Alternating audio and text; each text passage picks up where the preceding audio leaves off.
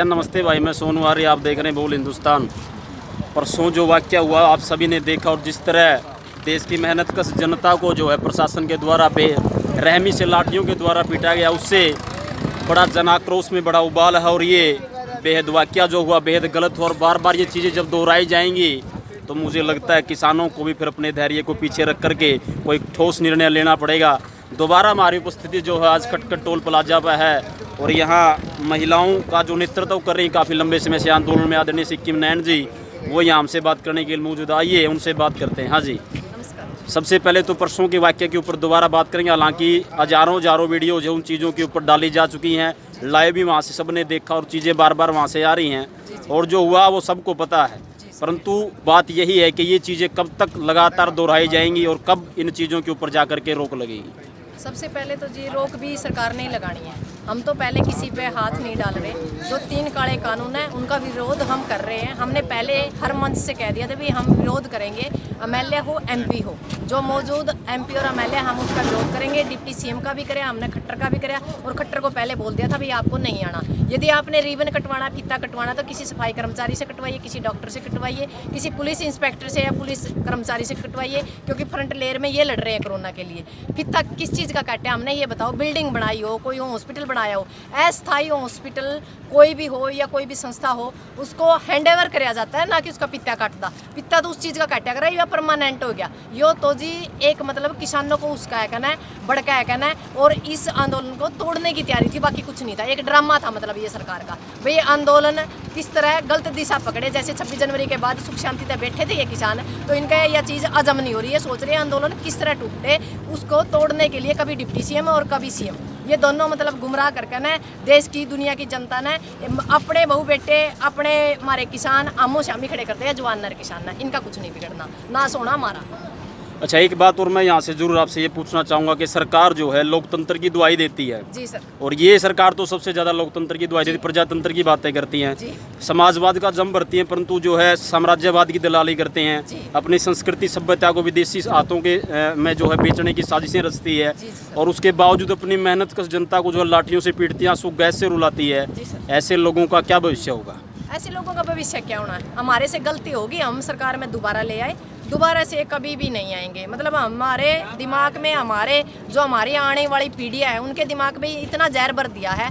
BJP, JJP और RSS, इन लोगों से हमें इतनी नफरत होगी, और सही पूछा तो विपक्ष से भी हमने नफरत होगी, क्योंकि विपक्ष यदि सही भूमिका निभाता तो आज ये दिन हमने देखने नहीं पड़ते। इनका कोई भविष्य नहीं, ये खत्म है। अब ये मतलब मैं ये मानती हूँ, मेरा खुद का मानना है, ये 2022 तक की पार्टी है, उसके बाद ये नहीं चल पाएंगे, और आने वाले टाइम में इनकी कुछ नहीं मिलना, इनकी खाली बक्सा मिलना है, और लोग इनकी दुड़ा के चप्पल मारेंगे। जिस तरह आज हम पिटने लग रहे हैं, इसी तरह किसान पिटेंगे इनकी एक टाइम पे।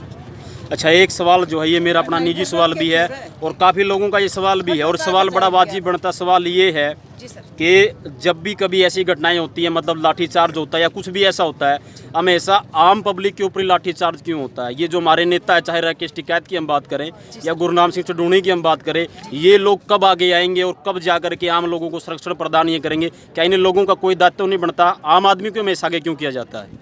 बात ये है जी, कोई भी आंदोलन होता है उससे बंदा सीखता है। हमने इस आंदोलन के बाद और जो हिसार का जो हमारा हादसा हुआ उसके बाद हमने सोच लिया है, जो जिस कमेटी में, जैसे भैया हमारे जींद कोई वो है प्रदर्शन है, तो उसमें यहाँ की कमेटी आगे रहेगी, और उसके बाद मतलब आम पब्लिक रहेगी। इसी तरह मैयड़, और जो बड़ा है मान लो डिप्टी सीएम है या सीएम है, जब ये आएंगे तो हमारे जो शीर्ष नेता है 40, उनमें से एक बंदा आएगा। ये चीज़ें अब हमने मतलब धरातल पर शुरू भी कर दी है। आने वाले टाइम में आप इसका मतलब प्रमाण भी देखोगे कि हाँ नेता आगे है, क्योंकि ये लंबे कुर्ते के खोए तो पहला फिरा है, और हम नहीं चाहते कि नए नेता पैदा हों, क्योंकि जो पुराने नेता हैं उनका भुगतान लग रहे हैं। हम किसी ने नेता नहीं बनाना चाहते, हम सिर्फ 3 ही चीज़ों के लिए लड़ रहे हैं। किसान आंदोलन लड़ रहे हैं, 3 काले कानून वापस हो, एमएसपी की लड़ाई हो, और तंत्र जो लोकतंत्र है उसमें व्यवस्था परिवर्तन हो, ना कि सत्ता परिवर्तन। सत्ता परिवर्तन हमने नहीं करना, ये हमारा मकसद है। अच्छा, अभी आप कह रहे थे कि आप मैयड़ जा रहे हो, मैयड़ जाने का आपका क्या उद्देश्य है, क्या बात है? वहाँ जहाँ से हमें खबर मिली है, जब प्रशासन में 11 सदस्यीय कमेटी में अंदर गई थी तो प्रशासन ने कहा था जो हमारा नफा टोटा है हम वो करेंगे और जो आपका हो गया आप करोगे। आप संगठन से करवाओ, गांव तक करवाओ या दिल्ली से कराओ, जैसे भी कराओ, जो हमारा जो भी नुकसान हुआ है या जिसको चोट लगी आप अपना उपचार कराए, हम अपना कराएंगे। गाड़ियों की जो टूट फूट है आप अपनी करवाइए, हम अपनी कराएंगे। तो प्रशासन ने कल 44 बच्चों पे केस दर्ज कर लिया। जब केस दर्ज किया है तो रमायण टोल के ऊपर सारी जो वो कमेटी जो अंदर गई थी 11 सदस्यीय उसको बुलाया गया है और पूरी जो भी रमायण टोल है उसके 4 धरने चलते हैं उनको भी बुलाया गया है ताकि हम आगे की रणनीति तैयार कर सकें भाई हमने आगे करना क्या है। क्योंकि यदि हमने प्रशासन को ढीला छोड़ दिया, शासन को ढीला छोड़ लिया तो हम भुगत रहे हैं। प्रशासन को हमने सोचा था हमारे बेटे हैं, हमारे बच्चे हैं, मतलब ये हमारे ऊपर गलत काम नहीं करेंगे, पर हमने पता चला अब भाई उन्होंने 44 लोगों पे मतलब केस दर्ज कर दिए। उन लोगों ने सोचना चाहिए जब 11 सदस्यीय कमेटी के साथ हमारी वार्ता हो चुकी थी, सारा सिस्टम हो चुका था, तो वो फिर अपनी जो जुबान थी या मतलब जो हमारा समझौता था वो समझौता तोड़ने का काम सरकार ने किया। सरकार ने जब समझौता तोड़ने का काम किया तो पहल उन्होंने की है, लाठीचार्ज भी उन्होंने किया, समझौता भी उन्होंने तोड़ा। अब हम स्टिक फैसले लेने जा रहे हैं जिसका जल्दी ही हम आपको शाम तक बता देंगे भी हमने आगे क्या मतलब डिसीजन लिया और हमने अब क्या करना है। अब सरकार जिस नीति से चलेगी हम उसी नीति से चलने के लिए और जवाब देने के लिए तैयार हैं। जी धन्यवाद हमसे बात करने के लिए। धन्यवाद सर। देखते रहिए बोल हिंदुस्तान भाई। साथियों ज़्यादा से ज़्यादा वीडियो को लाइक करें, शेयर करें, कमेंट करें और चैनल को सब्सक्राइब करना ना भूलें। धन्यवाद।